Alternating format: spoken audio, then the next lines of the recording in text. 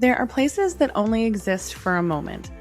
A late night diner at 2 a.m., a gas station glowing beside an empty highway, a train crossing in the distance while everyone else sleeps, and sometimes an old cassette tape. And for a few minutes, it feels like time travel. Not because you're going back, because part of you wants to. A song comes on and suddenly you're somewhere else. A different road, a different season, a different version of yourself. And that's the strange thing about memory. The places disappear, the people move away, the roads change, the diners close, the woods get cut down. And yet something inside us keeps returning, keeps searching, keeps looking over our shoulder toward places we can't go back to.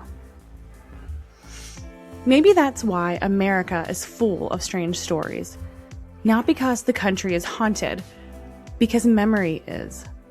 Old railroad towns, desert highways, mountain roads, forgotten stations, stories cling to them.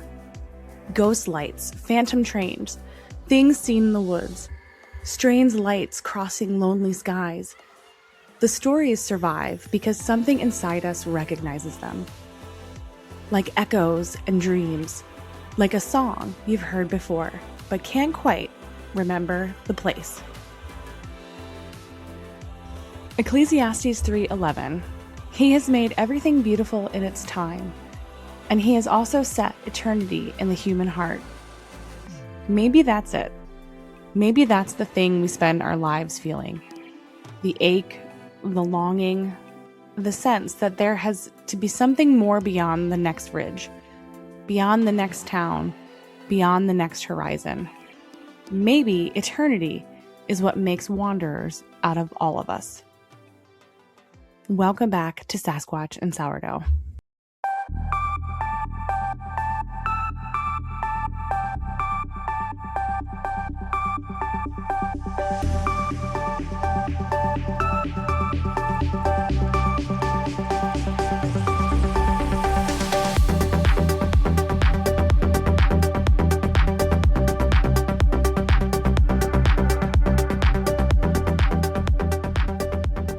Well, welcome back to Sasquatch and Sourdough. I am your host, Christina, and guys, it has been a very busy spring. It's almost the end of the school season, it's almost pool season, and we finally made it past Memorial Day, and it's actually finally sunny here.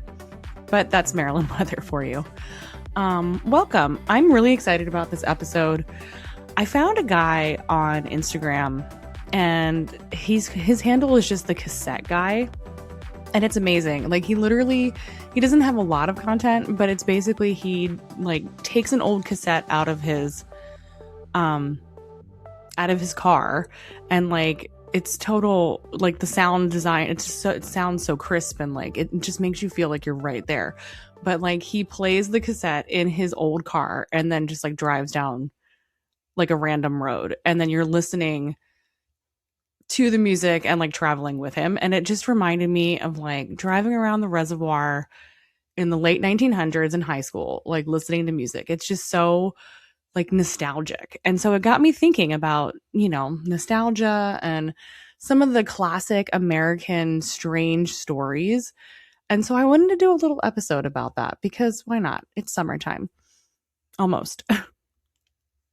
But before we dive into the episode, I wanted to give a shout out to the lovely ladies at the Cryptid Women's Society. I love those gals. We did an episode together last summer, I think, and they are actually currently collaborating with Cult of Conspiracy podcast, and they're re-releasing that episode on there. I think this weekend it's supposed to drop. So thank you so much, ladies, for thinking of me.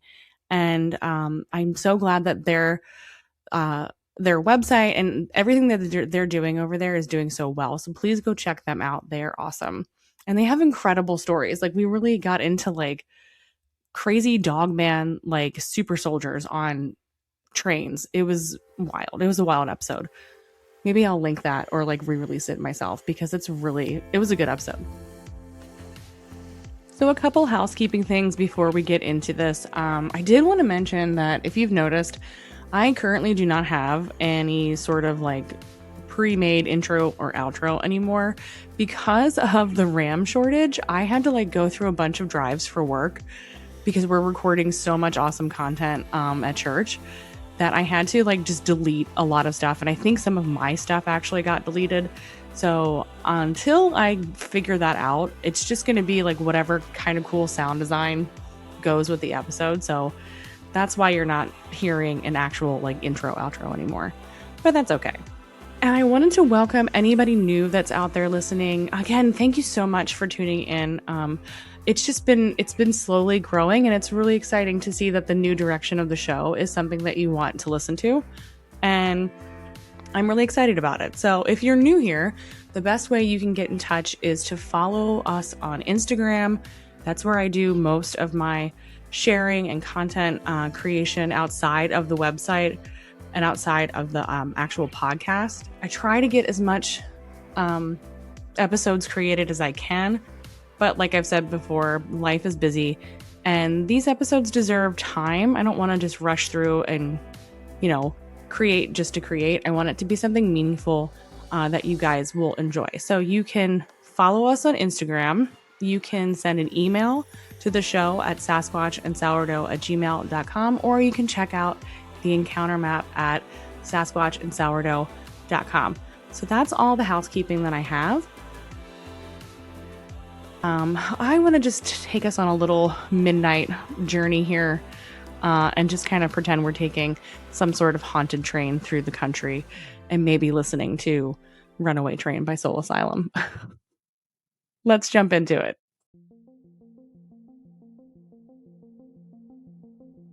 The midnight line leaves the station. Cities fade into darkness. Streetlights become distant stars. The world grows quiet. There's something about the night sky that makes people stop asking practical questions. Bills don't matter much beneath a sky full of stars. Neither do deadlines or schedules, or all the little things we spend our days worrying about. Maybe that's why people have always looked up. Not because they expect answers, because they hope there are answers in the stars. And somewhere beneath a sky like that, someone sees a light or something they can't explain. Okay, so way back in January of 2025, I did an episode with the gal. It's called Beyond Belief with Paranormal Pops. You can find her on Instagram. She makes amazing candies, and she's just a super lady.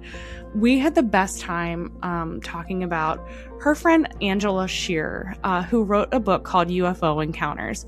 It's a really sweet episode, but in this book, there are an amazing amount of encounters that Angela herself actually didn't witness, but she actually went and kind of talked to the witnesses of some really crazy encounters. So I wanted to share one that is so perfect for this episode.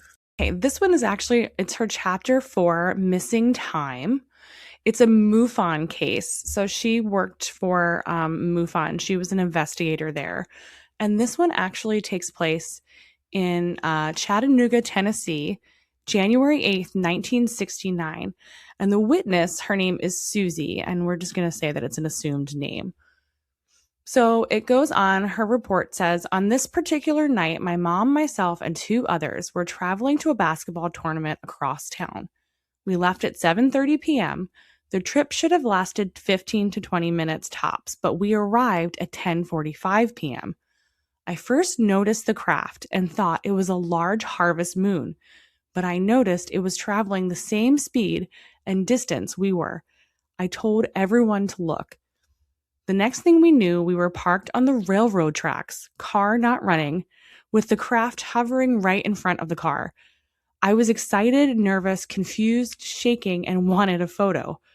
The 2 in the back seat were screaming to get the camera. I retrieved the camera from the glove compartment, and after a couple of shots, realized there was no film. The craft, while stationary in front of us, was glowing and changing from blue with an orange color around it to an orange color with a blue ring around it. When it changed colors, there would be several large puffs of smoke.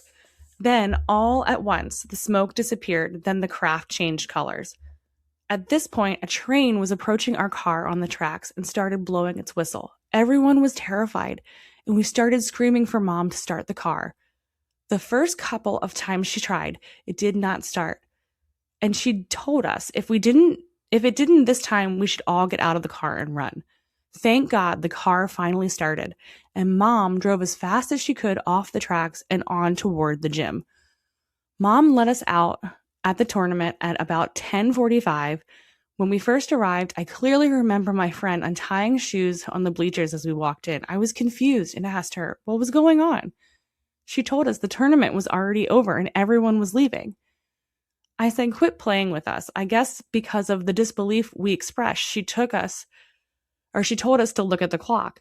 Upon checking, we were shocked to see that it was already 10:45 p.m. At this point, I think we were all still in shock, as we still could not really understand how so much time had elapsed since we left home. Several people wanted to know why we arrived so late, and I told them what had happened. I was so made fun of that I just stopped talking about it, and we went to call my mom to come pick us back up.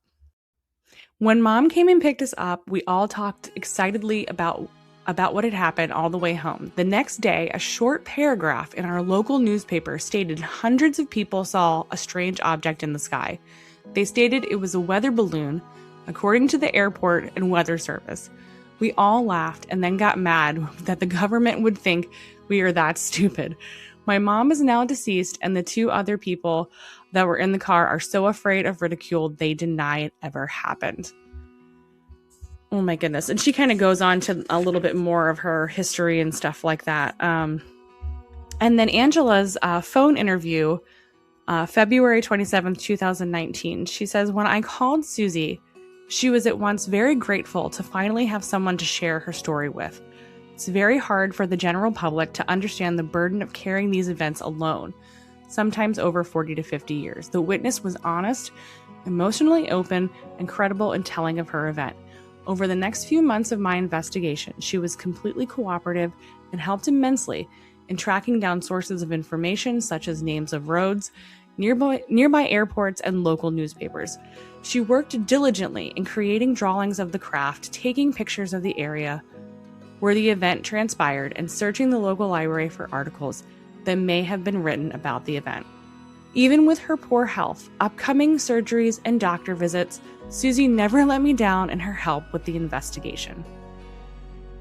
The witness began her story by describing her mom driving her and two other passengers to the gym in their 1966 Plymouth Fury 3. The witness, 16 years old at the time, was riding in the front passenger seat, and at one point she noticed a large yellow-orange object with a blue outline around it below the tops of the trees. The object was round, like the moon in shape, and was following the car low in the sky as it was visible in its movement through the trees. At first she thought it might be the moon, so she asked her mom if it was a harvest moon, and her mom said no, though she thought it was too late for a harvest moon. She told her mom that the object was following them, and she was sure her mom looked out over to see the object. At this point, the witness and the passengers evidently lost consciousness, because the next thing she describes is waking up with the car stalled on the railroad tracks and the object hovering directly in front of the car. She has no conscious memory of how they came to be on the railroad tracks or the object moving into that position. Oh my gosh. And she does have some original drawings in the book. So it kind of just keeps going on exactly how how Susie described it. And she kind of ends with, the witness wanted to convey seeing people standing in the parking lot of an old country store, seemingly frozen in place. Other cases have described seeing huge, low-flying craft while experiencing unusual fogs that envelop the car, time distortions, frozen people, as indicated above, and feelings of some kind of surreal event that surrounded them for a period of time. One witness said she was driving on the interstate and there was a huge craft just hanging over the road for all to see, but everyone just kept driving by like nothing, like they saw nothing.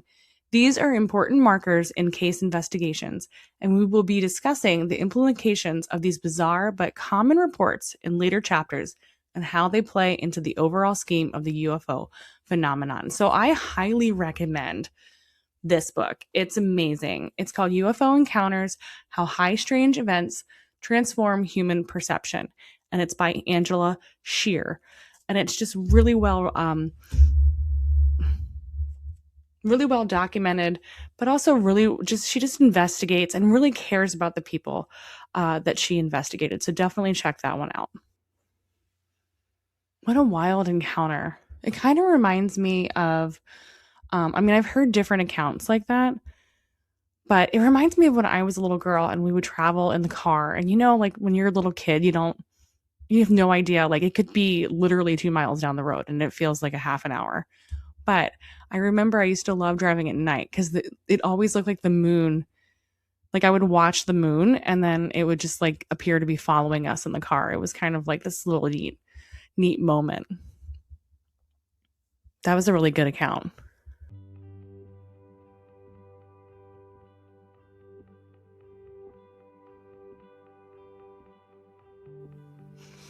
Some stories belong to places, others belong to roads, and maybe nowhere carries stories quite like the railroad. Tracks connect towns, cities, families, lives. For generations, trains carried people toward futures they couldn't yet imagine. And maybe that's why railroad stories seem to linger. Because trains are built around a question. What happens next? As this midnight line rolls deeper into the dark, another whistle sounds somewhere ahead. A whistle that perhaps shouldn't exist anymore. Okay, so as I was kind of doing some research on this episode, I wanted to find one really good like ghost train encounter, because it's just something quintessential, like American high strangeness, haunted highway, something or other. Nothing beats a haunted ghost train or a phantom train. Account that I found is The Haunting of the L&N Line, The Legend of the Ghost Train. And so it says, for decades, train enthusiasts and locals alike have shared eerie tales of ghostly apparitions along the tracks of the Louisville and Nashville L&N Railroad. One of the most spine-chilling legends is that of the ghost train's mysterious locomotive, said to haunt the rails long after the final journey. And so here's the origin story. The Louisville and Nashville Railroad, established in 1850, became one of the most important rail lines in the United States, transporting goods and passengers across the South.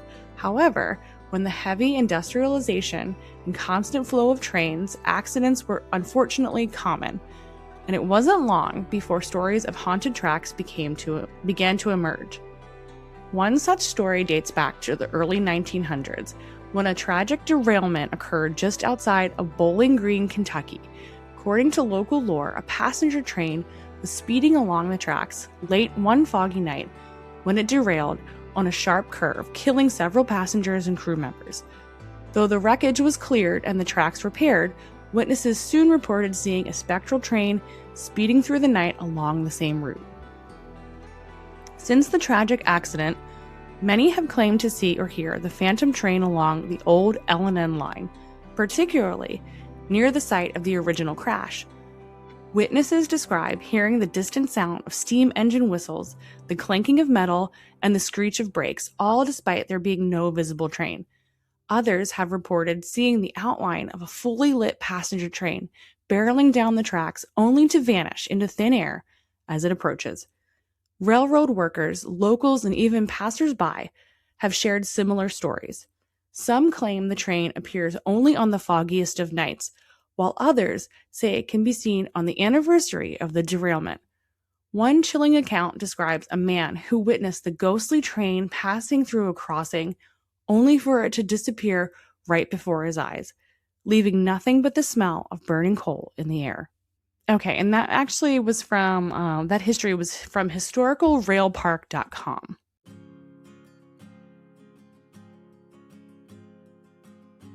And so another phantom train is, of course, the lore around President Lincoln's funeral train. I'm not going to dive deep into that because I think that would actually be a really cool separate episode. But I did want to, so there's a really cool website called brombonesbooks.com. And they go into a really detailed account of the departure of the funeral train and then like as it kind of goes like from start to finish. And it's really, really interesting. Okay, and so I'm just going to kind of skip ahead. And it says, according to Adam Seltzer, March 23rd was the day an article titled "Waiting for the Train" appeared in the Albany Evening Times. Through the rest of that year and into the next, the Pieces Ghost Train segment was reprinted in newspapers from Connecticut, South Carolina, Wisconsin, Louisiana, Nevada, Oregon, and other states. It showed up in a British newspaper, too. This is the key source, one that clearly spread the story about the Lincoln funeral ghost train for far and wide. Here's the segment that was frequently reprinted. And it goes on, quote, "A writer in the Albany Evening Times relates a conversation with superstitious watchmen on the New York Central Railroad. Said the watchman, quote, 'I believe in spirits and ghosts. I know such things exist. And if you will ever come up in April, I will convince you,' end quote. He then told of the phantom train that every year comes up the road with the body of Abraham Lincoln. Regularly in the month of April, about midnight, the air on the track becomes very keen and cutting. On either side, it is warm and still. Every watchman, when he feels this air, steps off the track and sits down to watch. Soon after, the pilot engine with long black streams and a band with black instruments playing dirges and grinning skeletons sitting all about will pass up noiselessly, and the very air grows black. If it is moonlight, clouds always cover the moon, and the music seems to linger as if frozen with horror. A few moments after the phantom train glides by, flags and streamers hang about. The track ahead seems covered with a black carpet, and the wheels are draped with the same. The coffin of the murdered Lincoln is seen laying on the center of a car, and all about it, in the air and on the train behind, are vast numbers of blue-coated men, some with coffins on their backs, others leaning upon them.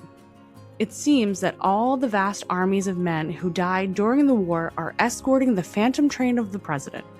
The wind, if blowing, dies away at once, and over all the air our solemn hush, almost stifling, prevails. If a train were passing, its noise would be drowned in this silence, and the phantom train would rise over it. Clocks and watches always stop, and when looked at are found to be from 5 to 8 minutes behind. Everywhere on the road, about the 20th of April, the time of watches and trains, if found, suddenly behind. This, said the leading watchman, was from the passage of the phantom train." Oh, that's kind of cool. And then he says, below he refers to the source simply as the 1872 article.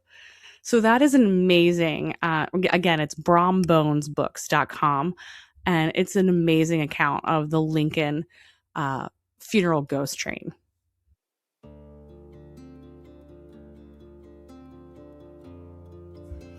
The next encounter comes from Appalachia, a glimpse of something impossible, a figure in the woods, a presence that refuses to be ordinary.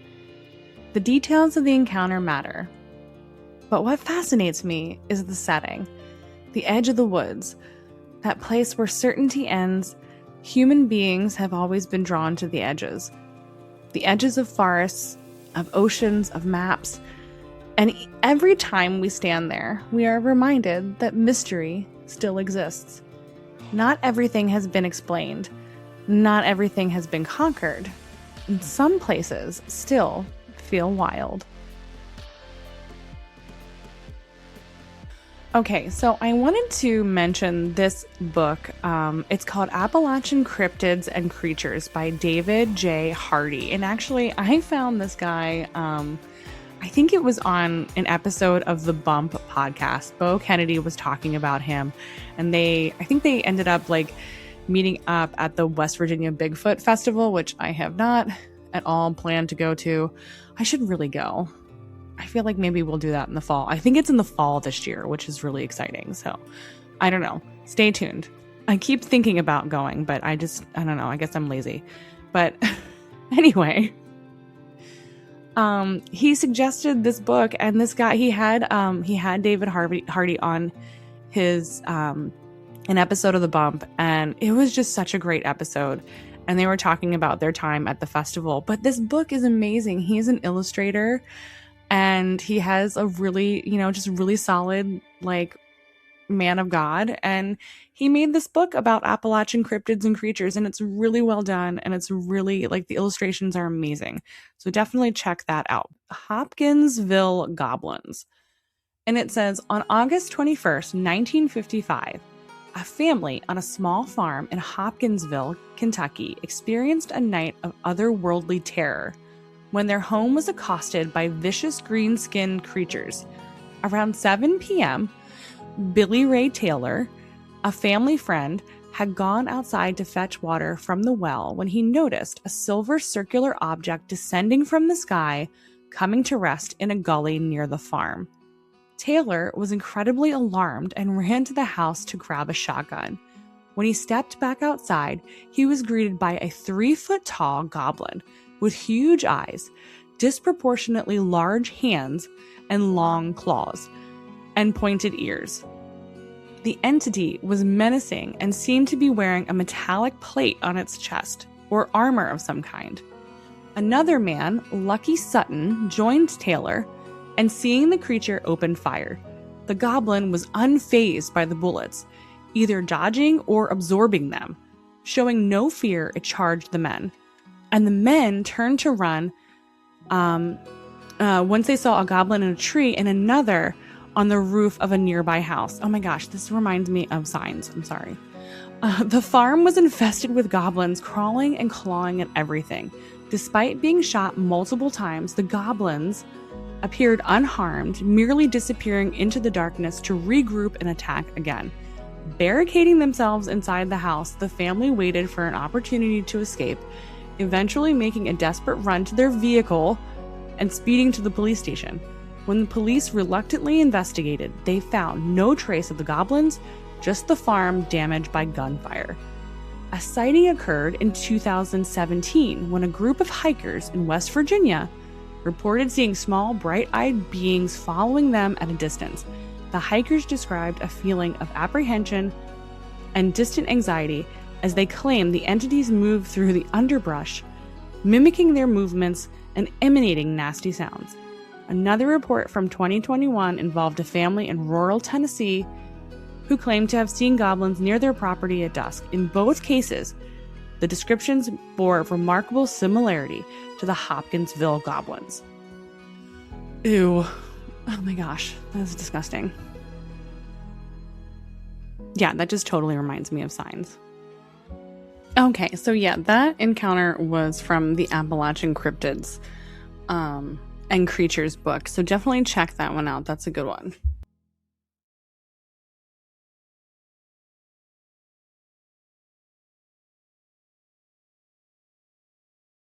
The next stop is in a town. It's a campsite, a small circle of firelight in a sea of darkness. Miles from the nearest road, miles from home, a backpacker hikes deep into the forest of southern Indiana. The kind of trip people take when they need space. Space to think, space to breathe, space to hear something besides the noise of everyday life. As evening settles over the woods, he begins hearing movement. Branches, footsteps, something large, something that shouldn't be there. Then comes the moment he can't explain, a glimpse of a large, hairy biped moving through the darkness. And suddenly the woods feel much larger than they did a few minutes earlier. The witness later said he spent the entire night awake beside his campfire. Not because he knew what he'd seen, but because he didn't. Sometimes uncertainty is more unsettling than certainty. The creature disappeared. That's a stupid thing to say. The creature disappeared. The night passed. The fire eventually burned low, but the memory stayed. Because every once in a while, wilderness reminds us that we don't know everything. And maybe that's part of why we keep going back to it. Okay, yes, I would be remiss if I did not find a thread from the BFRO, the Bigfoot Field Researchers Organization. If you are new here and you haven't checked out that website, it's an amazing resource for just encounters of everything Bigfoot. Okay, and this account is from April 11th, 1998. It says season winter, but I guess it was submitted in April. An evening encounter by a backpacker in Hosier National Forest. So this is in Brown County, Indiana, near Bedford, south of Brown County in the Hosier National Forest. And this is what he observed. While backpacking near the horse trails, an access point in the county below Brown County, I experienced a confrontation with a bipedal primate. It was early March of 1998, and I was alone. Around 7 o'clock in the evening, after hiking several miles, I set up camp in a wooded area about 100 yards from the horse trail. Darkness was descending quickly, so I was in a rush to set up camp and prepare my supper. After gathering firewood and getting my fire started for light and cooking, I suddenly began hearing leaves and brush rustling behind me and to the east along a ravine that I camped above. At the moment, I thought to myself that it was a bit early for mushroom hunters and probably too dark for them to see anything. Perhaps it was a deer. Anyway, I grabbed my knife for protection and grabbed the flashlight, cautiously approached the ravine where the noises were coming from. I yelled out in the direction of the sounds and aimed my flashlight, and to my astonishment, viewed a very tall, upright, human-looking being hiding behind a clump of trees close to the stream. The creature stood about 7 feet tall, as I could see his silhouette from the left side of the trees. He was leaning forward and exposing his head to view me. He, or it, was approximately 40 feet from my position, and the light from my flashlight shined into its eyes. I could see that he had dark hair covering his conical-shaped head and dark eyes in the front of his skull. I knew immediately that this couldn't be a man. I was very frightened and yelled out again in hopes of scaring him off. He ran into the stream and away from me about 6 feet before ducking behind another tree. I continued to follow him with my flashlight and screaming at him with threats. This went on for 2 or 3 minutes before he took off running down the creek out of sight. The rest of the night I stayed awake near my campfire, fearing a return visit and waiting for daylight to return to my truck. I would have packed out that night, only my truck was in the direction that the hairy biped fled, and I was miles in. The entire situation was very frightening to me because I always thought that if Bigfoot existed, it would be in the Cascades or in the Canadian Rockies. Also noted, at first light, I examined the site where the biped was near the stream, and besides some turned over leaves, I saw no prints, and the stream appeared normal.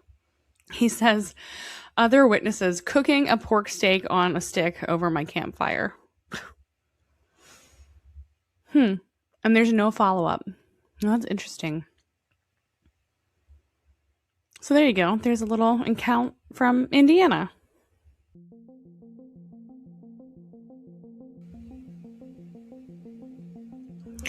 These stories endure not because they're strange, but because they're familiar. Because somewhere inside all of them is the same longing, the same search. Scripture says, He has also set eternity in the human heart. Maybe that's why people keep searching lonely roads after midnight, why they follow lights, why they stare into forests, why kids climb onto trains and head to nowhere in particular. Because eternity is a hard thing to silence. What is it that we're actually looking for? A place to belong, a place to rest, a place to call home. The psalmist wrote, "Even the darkness is not dark to you." Maybe that's the miracle. Not that God waits at the end of the line. Maybe the miracle is that He was on the train the whole time. Until next time, remember, the truth is out there, God is with you, and everyone always ends up in the kitchen.